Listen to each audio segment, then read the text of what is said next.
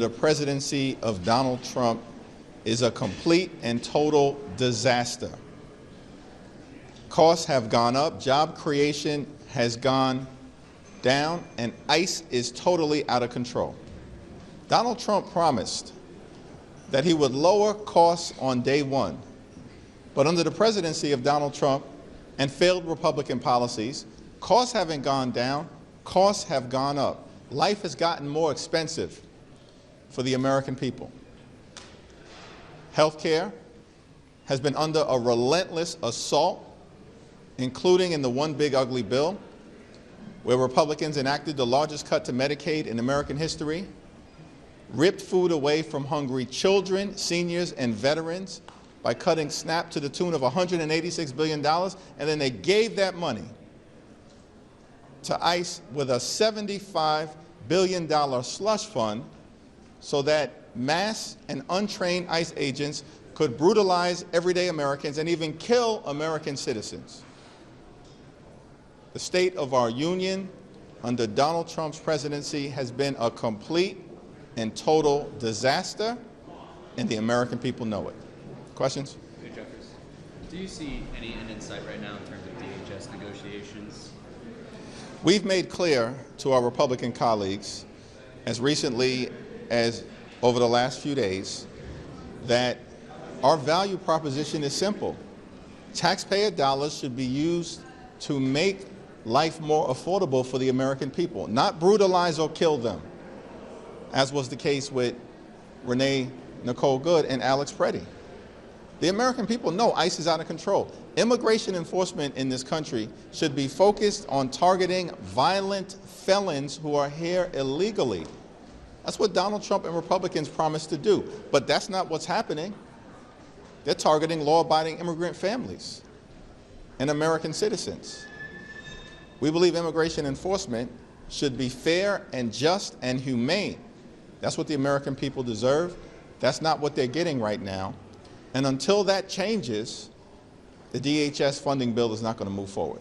Mr. Leader, Thanks. is it poor form for members of your conference not to attend the State of the Union? As Speaker Johnson suggested, they'd be turning their back on their constituents. And what would be your message to members of your conference tonight that perhaps are planning some disruptions that we saw during the joint address that the President had earlier? It's our expectation that there will be some members who attend and attend in silent defiance, and there will be other members who will choose not to attend. And it's up to every individual member to make the decision that makes the most sense for their constituents. But Mike Johnson and House Republicans are not in a position to lecture anyone about decorum. Not with this president, who's completely and totally out of control in every way possible, has broken every norm, is corrupting his office, and is running a Trump cartel. And unfortunately, House Republicans have decided that rather than be a separate and co-equal branch of government, they just run around focusing their attention on being a reckless rubber stamp for Donald Trump's extreme agenda. So we definitely aren't going to be lectured by any of our Republican colleagues about anything, anytime, anywhere. And quickly, Gang of Eight briefing at 3 p.m. on Iran. What are your thoughts again on where this could be possibly leading with potential U.S. military action in Iran?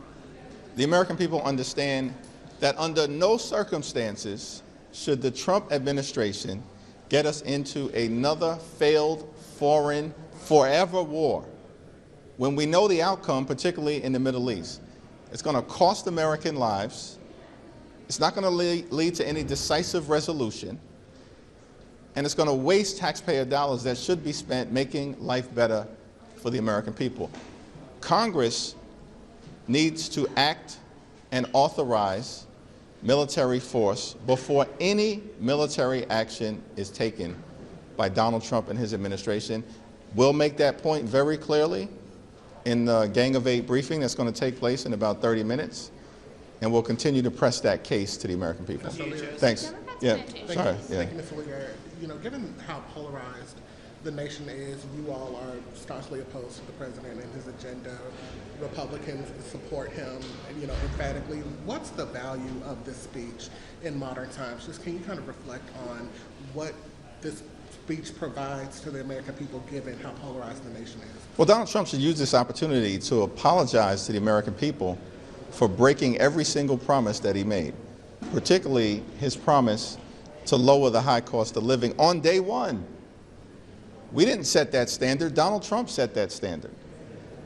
And now he's running around the country claiming that the affordability crisis is a hoax. Nobody out there in America believes it's a hoax, because far too many people are struggling to live paycheck to paycheck, cannot thrive, and can barely survive, even though they're working hard and they're playing by the rules.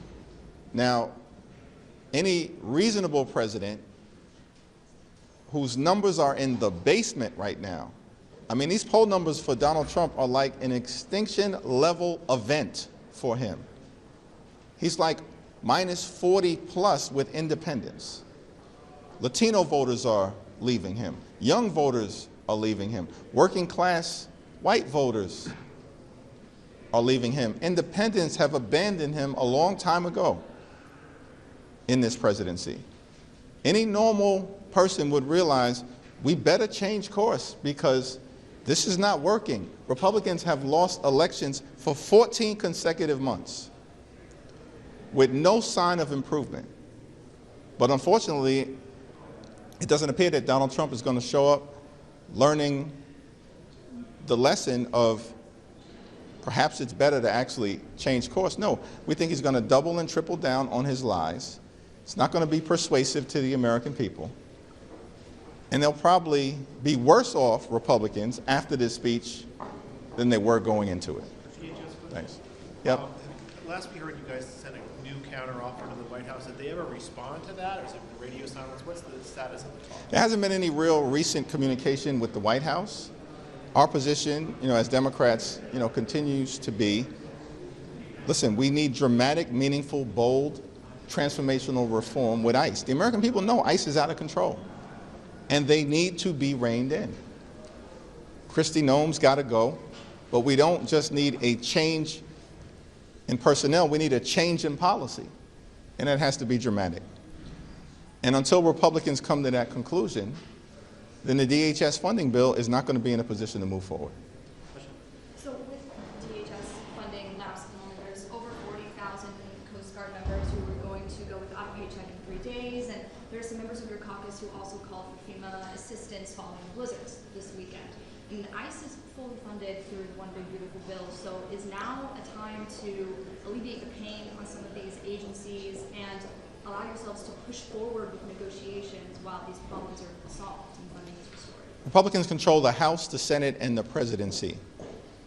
They've been lecturing the American people since November of 2024 that the country was in the midst of some massive MAGA takeover. Clearly that hasn't happened, but it's in their head. And so the notion that when the government either fully shuts down, which took place during the 43-day Trump Republican shutdown in the fall, or the DHS shutdown, is the fault of anyone other than Republicans, nobody's buying it. Just like the American people didn't buy it in the fall. Republicans have made an intentional decision that they would rather shut down FEMA, shut down the Coast Guard, and shut down TSA than actually reform ICE and get them under control so that ICE agents behave like every other law enforcement agency in the country. That's all we're asking for.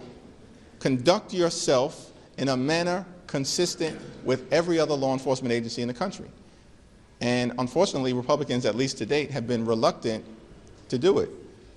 But the American people have abandoned them, even on immigration enforcement, where Donald Trump's public approval ratings are way underwater on an issue that he thought was his signature issue.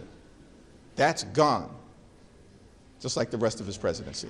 Leader Justice, with regard to Iran, is there anything you anticipate that you could hear that would allow the Democrats to support military action in Iran? The American people are of the view, first of all, let's be clear about Iran. There was a military strike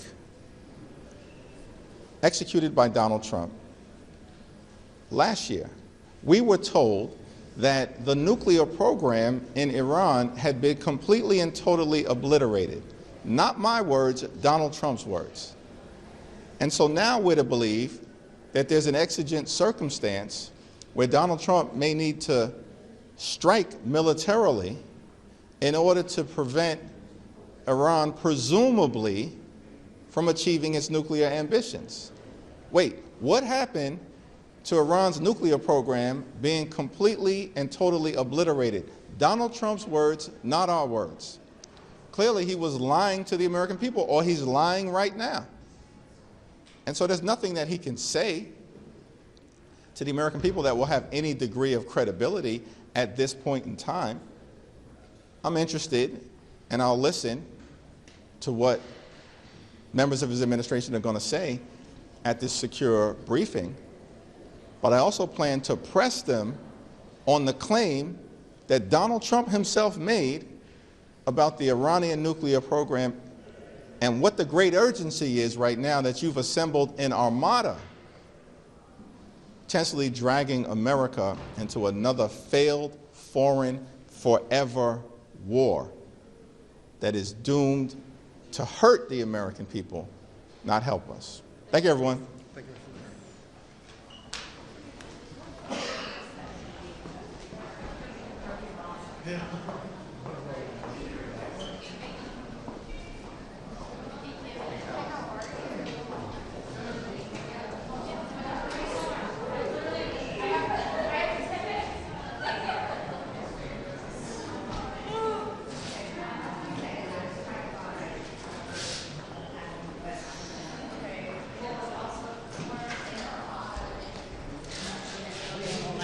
I mean, they do that.